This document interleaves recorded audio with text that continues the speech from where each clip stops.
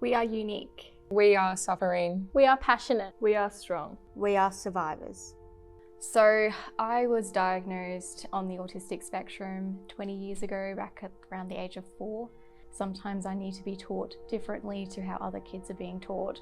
I've been told by a few different peers growing up that I was stupid, that I was dumb. I'm sick and tired of people putting that pressure on you, like, oh, you're just nothing. I was placed into foster care when I was 3 weeks old, and I always had a stigma sort of follow me around. People have previously perceived ideas of what foster children are, how they act and where they're going in life, and it's been really difficult to influence their opinions in a positive way.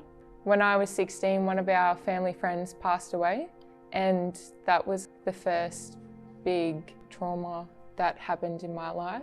I think as an Indigenous person, I've always felt a little left out within my own community and the white community. We moved from Perth, so that triggered a lot for me, especially my anxiety, meeting new people. I decided to control that with my eating, and as a result of that, I developed anorexia nervosa. I felt like I didn't have any support at school, especially having year 11 in COVID and then getting moved to year 12.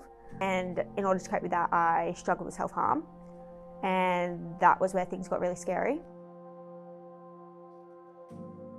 Females and males, how they are on the spectrum is different, which is also part of the reason why females tend to be diagnosed much later on in life.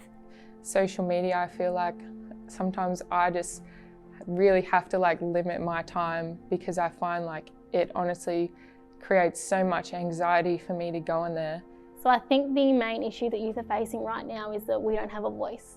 And there are people in power who are making decisions on our futures and what affects us, and we don't get a say in that. I think people just need to understand that there's a lot of pain and suffering surrounding Indigenous peoples and their skin colour, and it's not okay to make assumptions surrounding who they are. Waiting lists to get specialists and professional help is a big one. I know a lot of people who suffer with mental illness believe that they have to get worse before they can get help. So they invalidate themselves. They're like, oh, I'm not as sick as this person, I don't deserve the help. I think the key barriers that we're looking at, and it's not just from youth, as I said, through all the age brackets we're looking at, is understanding that there's still stigma attached to the mental health conversation.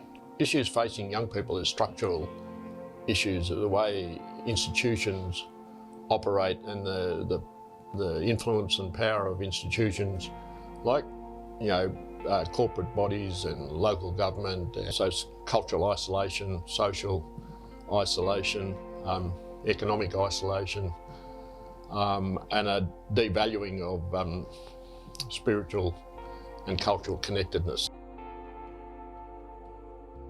Everyone processes information differently, regardless. And so in schooling, the schooling systems need to change and adapt to fit and suit everyone's needs. Because I know for so many people in regional communities, the reason they're in so many wait lists is because all the specialists are down in Melbourne. So if we could bring them up here, and I know that takes a lot of work, but I'm sure there's a lot of people who would want to come up to regional communities and provide the support and the help that those who are struggling really need. In our current education system, we need more involvement with the Indigenous community, where they have so much to offer. And I think from a young age, stuff can be taught to the younger children, about Indigenous spirituality and about inclusion and understanding, and it can just be carried through. So then we end from the start that stereotype and that ideal of an Indigenous person. If I set one thing and say, okay, this is what you should be doing, it's not going to work. Youth aren't going to do that. And we talk about generations coming through, they are your future leaders. But the more we share our story, the more we share our vulnerabilities and understandings, it actually creates better places of acknowledgement and belonging. And so the youth coming through say, okay, well, I can actually talk about it because I feel safe here. Young people are carrying the future, and how we plan for the succession of cultural behaviours that are now, that are going to change, is going to lie in the hands of young people. And so educational institutions and industry, etc., have got to find ways in which to include and manage the succession of young people into the decision making and the empowerment of young people. We need acceptance. We need support. We need opportunities. We need respect. We need each other. Young people are part of the solution.